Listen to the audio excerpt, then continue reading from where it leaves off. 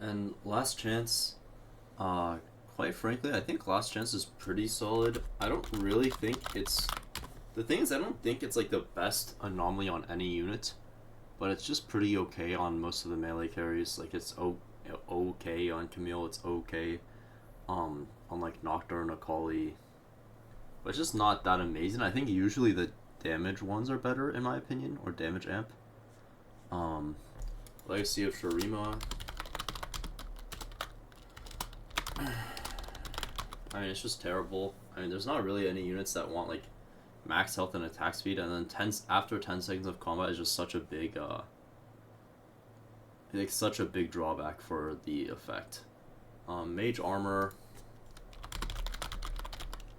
I think this is maybe this could go up one. I think mage armor is mainly a like a dominator augment. Like it's good on Mundo and it's good on Mordekaiser, and then if you have dominator spot, it's really good because obviously your Mundo and Mordekaiser will just get a crap ton of armor and MR. But outside of that, it's pretty much unclickable. So, Magic Expert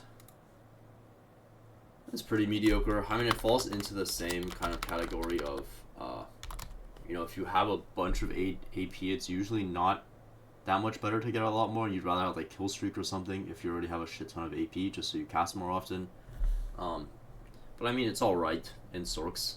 It's probably one of the things where like you don't pass up if you don't have that much gold, or if you're not, or if you're trying to go 9 and you need to save your gold and you just hit it, you hit it. Um, Magic Training. I think this is 2 ability power for every 10 mana spent, but maybe I'm wrong. It's pretty good on Heimer. It's pretty good on Heimer. It's pretty good on Visionaries in general, right? Obviously, anything that scales off of your mana spent is good on Visionaries. So, and then in vertical Visionaries, all your guys can use the AP pretty well. So, like if you can get 8 Visionary, it's very good in it. If not, it's pretty good in like the 4 Visionary Black Rose board. Miniaturize. This is definitely S tier if they bring it back. I don't know if they will because it was bugged, and outside of the bug, basically the way you abuse it is you put like 6 Sentinels on your board on the anomaly round, and then you miniaturize your rel. You remove your items and you put them on rel and you miniaturize it because rel is has the highest base AD, and also a lot of times if you can level to 7 and play Mbessa, you get the Mbessa emissary, which is more armor and MR and attack damage from Conqueror for your rel and AP. And yeah, you would basically get an item that gives your like 150 AD and 150 armor and MR. And it was just the turbo nuts in like Camille and every melee carry comp. Basically, it was just the turbo nuts, and your unit would just be completely unkillable. Mini Me's. I'm gonna put here. I think I just don't think it does enough damage. I mean, it did get nerfed in PBE, but I don't think it deals. I don't think it deals enough damage. The armor reduction could maybe be good on like Twitch or something, where you just have like the mini me shredding their frontlines armor. But I to be honest, I don't have that much experience playing it, and I think that's kind of for a good reason. Where I don't really see anyone else having that much experience playing it either. Nothing wasted. I think this is probably the best mana anomaly in the game. It's really good on high mana units that have like impactful spells, which is like LeBlanc Jinx. And I mean, Jinx's spell is basically like this.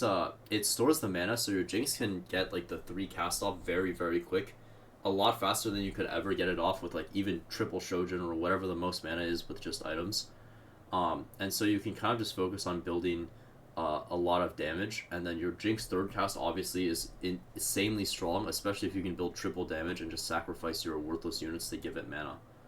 And then it's just very good on like LeBlanc, Malzahar, anything that wants to cast basically and has like a high mana cost. 1000 cuts. This is the best Kog'Maw anomaly in the game. I think it's okay on Twitch. I haven't played it on Twitch specifically, but I would assume it's pretty decent on Twitch. And yeah, it's very good on Cog because obviously it attacks a lot and does a ton of true damage. And outside of that, there just aren't that many use cases for it, which is why it's in tier 2 instead of tier 1. Power absorption. I think this is very underpowered anomaly in terms of how much AD it gives you. Yeah, that's pretty much it. I just think it's pretty underpowered. Understated. And there aren't really that many ways to get like a lot of AD on your board. Like there's no Sork Splash for AD that gives your entire board AD. So I think it's just kind of mediocre, and it probably goes into the same tier as or energy absorption. Protective shielding is pretty decent. I think after the nerf, I think it is a little bit outclassed by Fortify in general. If you need like backline protection, it's very good. But there isn't that much backline access in this set, in my opinion. I don't really like. It's mainly only like snipers that can kill your backline. I don't really think your backline is in danger in most of the other fights, and usually they go front to back. So I'm just gonna put it in here because I don't think it'll ever be your best option, but it'll always be like solid. Repulsor, I think, is just gonna be terrible tier for the entire set, because the problem with Repulsor is unless they buff it to give you a ton of stats, like it'll be very good into, you know, melee carries like Nocturne, Camille, or whatever, and maybe we get into some world where it's like 6 people playing melee carries every game, and then Repulsor is actually good. But the thing is, if you play range versus range and your anomaly is Repulsor and their anomaly is like literally do anything, their anomaly is just going to perform a lot better than yours, and you're going to lose, assuming you're relatively similar board strength.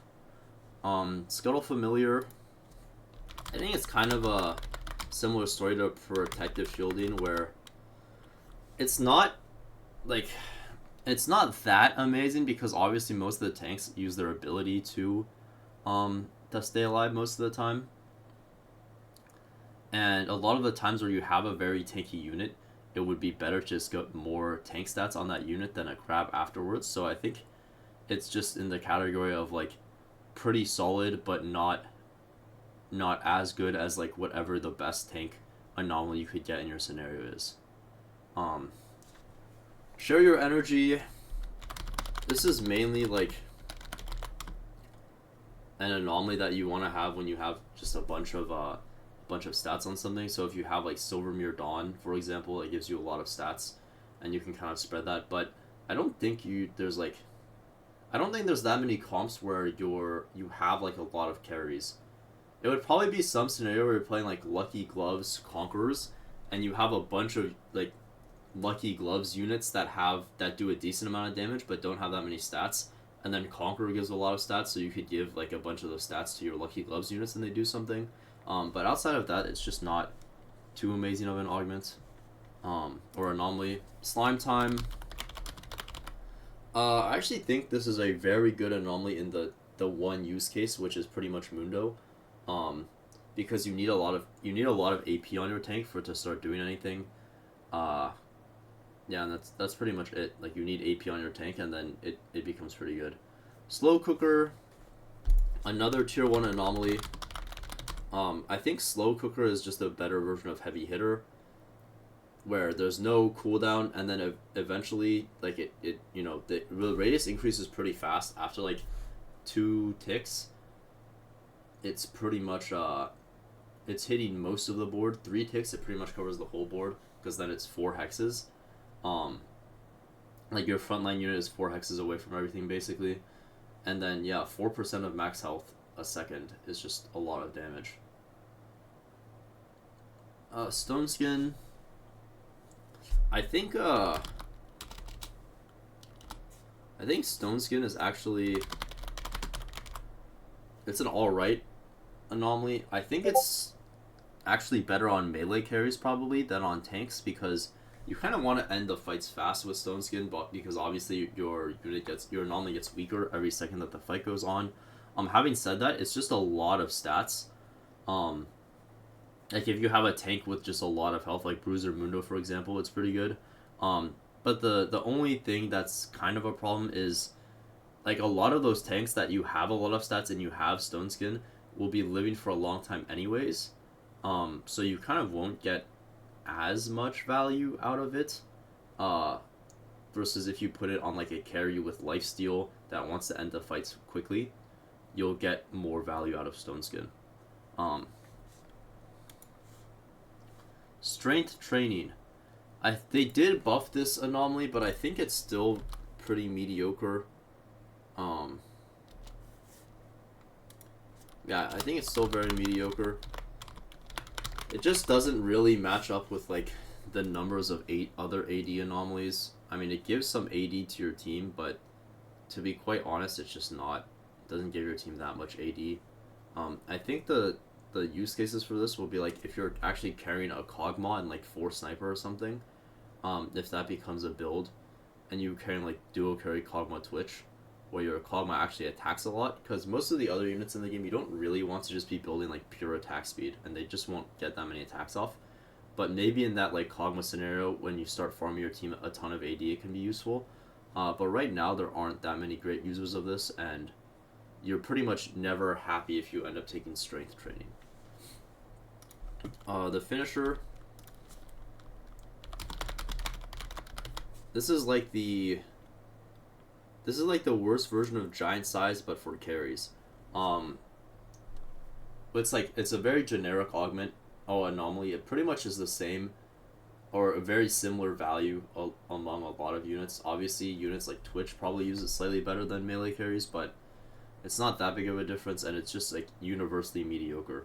I don't really think there's a huge, maybe on Tristana, if the interaction works, where like the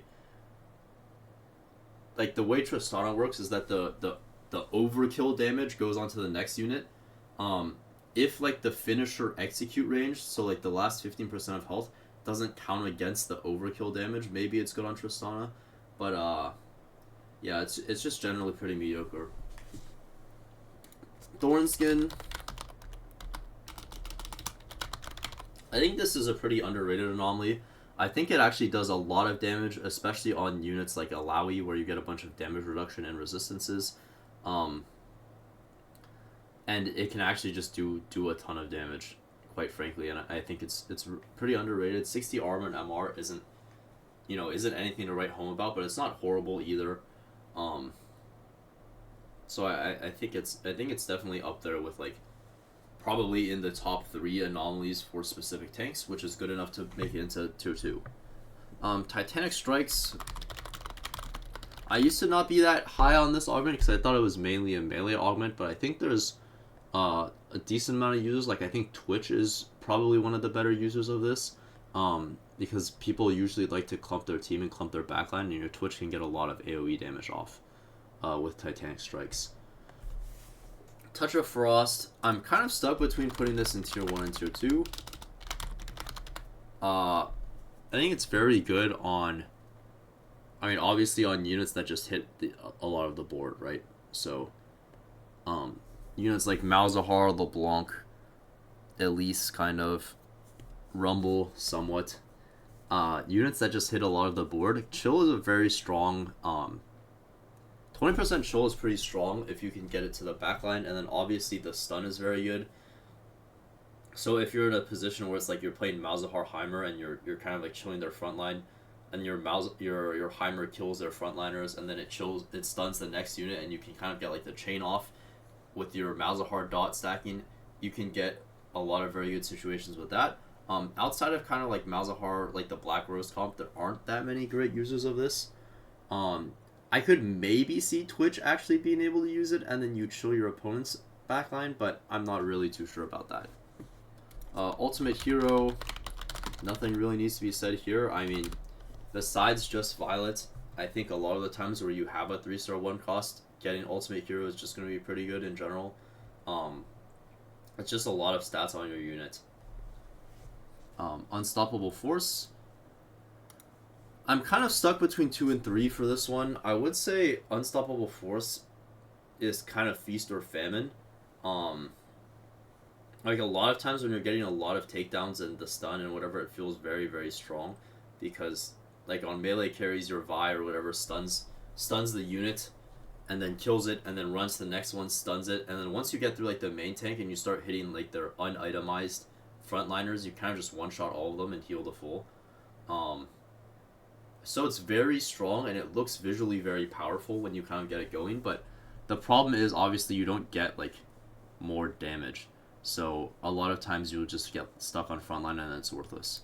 So I'll probably put it in tier 3. Wolf Familiars, they did buff this to 45%, I believe.